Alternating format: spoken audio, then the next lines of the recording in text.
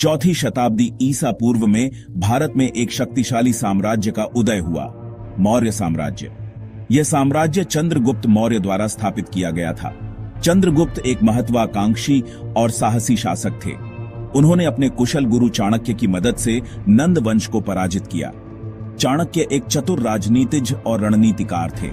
उन्होंने चंद्रगुप्त को मार्गदर्शन दिया और मौर्य साम्राज्य की नींव मजबूत करने में महत्वपूर्ण भूमिका निभाई।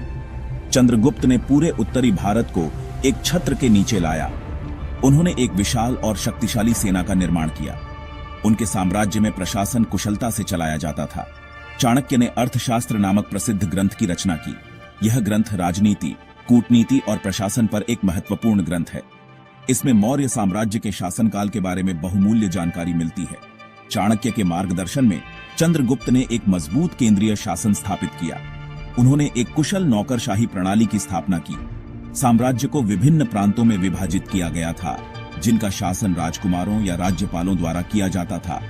मौर्य साम्राज्य अपने विशाल आकार और समृद्धि के लिए जाना जाता था। यह व्यापार और वाणिज्य का केंद्र था। साम्राज्य में सड़कों, नहरों और सिंचाई प्रणालियों का एक विस्तृत नेटवर्क था। चंद्रगुप्त मौर्य ने लगभग 24 वर्षों तक शासन किया। उनके शासनकाल में मौर्य साम्राज्य शक्ति और समृद्धि के शिखर पर पहुंच गया। उनका शासनकाल भारतीय इतिहास में एक महत्वपूर्ण मोड़ साबित हुआ। चंद्रगुप्त के बाद उनके पुत्र बिंदुसार सम्राट बने। बिंदुसार के बाद उनका पुत्र अशोक मौर्य साम्राज्य के सिंहासन पर बैठा। अशोक एक महत्वाकांक्षी शासक था। उसने अपने शासनकाल के शुरुआती वर्षों में कई युद्ध लड़े, लेकिन कलिंग युद्ध ने उसके जीवन को बदल दिया। कलिंग एक स्वतंत्र राज्य था जो पूर्वी तट पर स्थित था। अशोक ने कलिंग पर विजय प्राप्त करने के लिए एक विशाल सेना भेजी। कलिंग युद्ध एक भयानक युद्ध था। इसमें हजारों लोग मारे गए। युद्ध के मैदान में फैली मृत्यु और विनाश को देखकर अशोक का हृदय द्रवित हो गया। उसने युद्ध की विभीषिका को करीब से देखा। कलिंग युद्ध ने अशोक को हमेशा के लिए बदल दिया। उसने युद्ध और हिंसा को त्यागने का संकल्प लिया। उसने बौद्ध धर्म अपना लिया। उसने अपने जीवन को अहिंसा और करुणा के मार्ग पर चलने का फैसला किया। उसने अपने पूरे साम्राज्य में धम्म के सिद्धांतों का प्रचार प्रसार किया। अशोक ने धम्म नामक एक नीति अपनाई। धम्म का अर्थ है धर्म या सदाचार। धम्म एक नैतिक और सामाजिक व्यवस्था थी। इसमें सभी धर्मों के मूलभूत नैतिक सिद्धांत शामिल थे।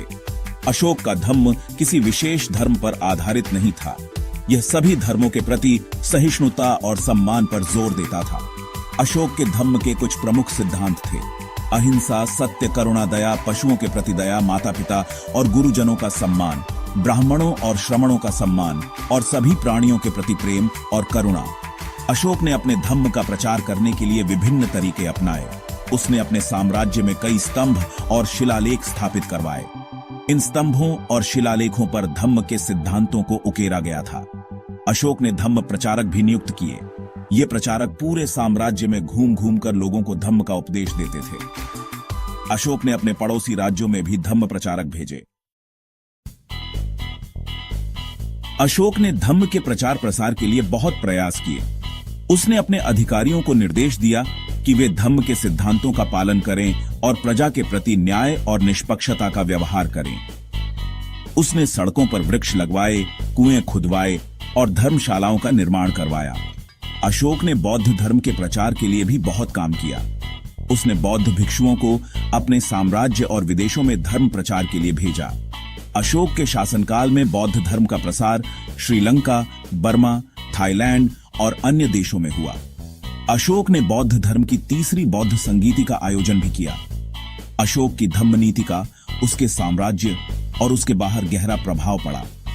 इसने लोगों के जीवन में नैतिक मूल्यों को बढ़ावा दिया। इसने सामाजिक सद्भाव और धार्मिक सहिष्णुता को बढ़ावा दिया। अशोक की धम्म नीति को इतिहास में शांति और अहिंसा की नीति के रूप में जाना जाता है।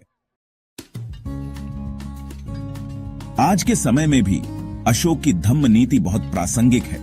आज दुनिया हिंसा, युद्ध और आतंकवाद से जूझ रही है। ऐसे में अहिंसा, करुणा और सहिष्णुता का संदेश पहले से कहीं अधिक महत्वपूर्ण हो गया है। अशोक की धम्म नीति हमें सिखाती है कि हमें सभी धर्मों का सम्मान करना चाहिए। हमें दूसरों के प्रति दया और करुणा का भाव रखना चाहिए। हमें अपने मतभेदों को शांतिपूर्ण तरीके से सुलझाना चाहिए। अशोक की धम्म नीति हमें यह भी सिखाती है कि हमें पर्यावरण की रक्षा करनी चाहिए। हमें पशुओं के प्रति क्रूरता नहीं करनी चाहिए। हमें एक न्यायपूर्ण और नैतिक समाज का निर्माण करना चाहिए, जहां सभी को समानता और सम्मान मिले। अशोक की धम्म नीति एक आदर्श समाज के निर्माण की दिशा में एक महत्वपूर्ण कदम है। यह आज के समय में भी प्रासंगिक है और हमें एक बेहतर दुनिया बनाने के लिए प्रेरित करती है।